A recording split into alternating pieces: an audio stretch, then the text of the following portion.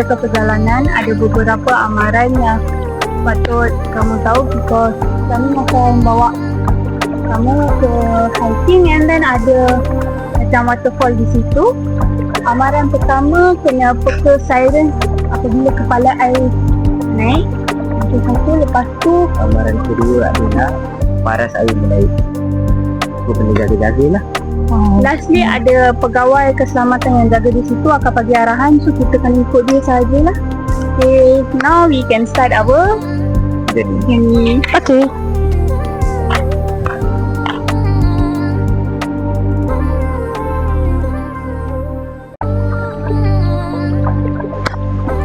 So kita dekat our first activity iaitu fish spa. Oh. So Wah. fish spa ni adalah kalau kita letak kaki dalam air ni, ikan tu akan bersihkan kaki kita lah. Boleh letak kot.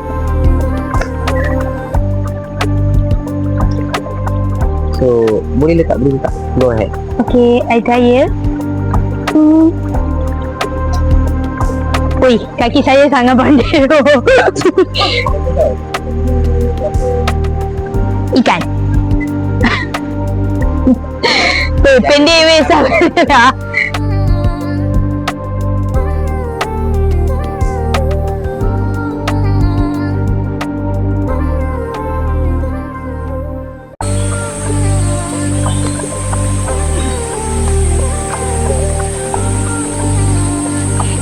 Mana boleh pakai slipper? Tolong keluar cepat.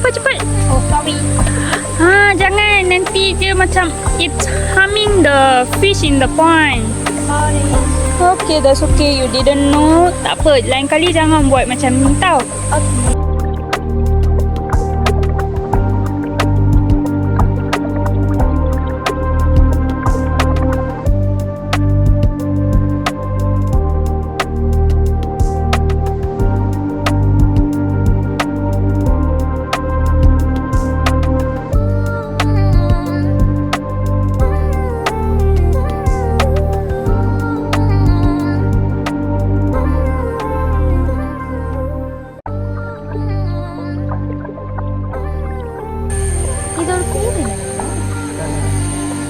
Nama ni pecah kaca.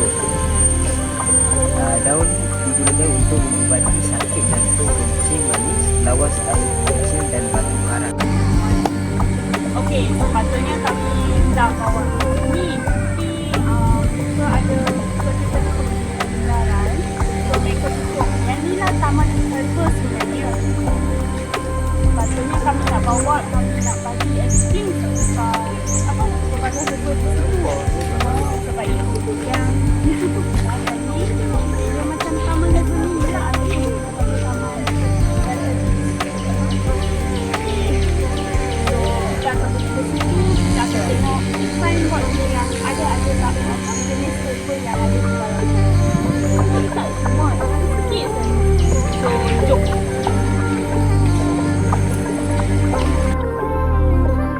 Oh, banyak jenis ni. Ya, di taman ekonomi lebar mempunyai banyak jenis burung-burung yang kita boleh nampak, seperti Asian emerald yang mempunyai bright colours of the forest floor with the bright metallic green wings and coral red bill. Dan seterusnya pula Raffles Malkoha. Description adalah long tail kuku with a chestnut upper part and sticks. This largely rufous and female have greyish head and upper breast.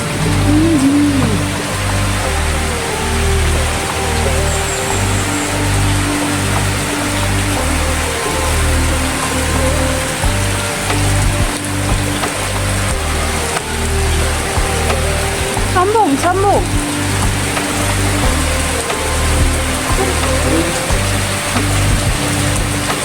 Contoh laut ni.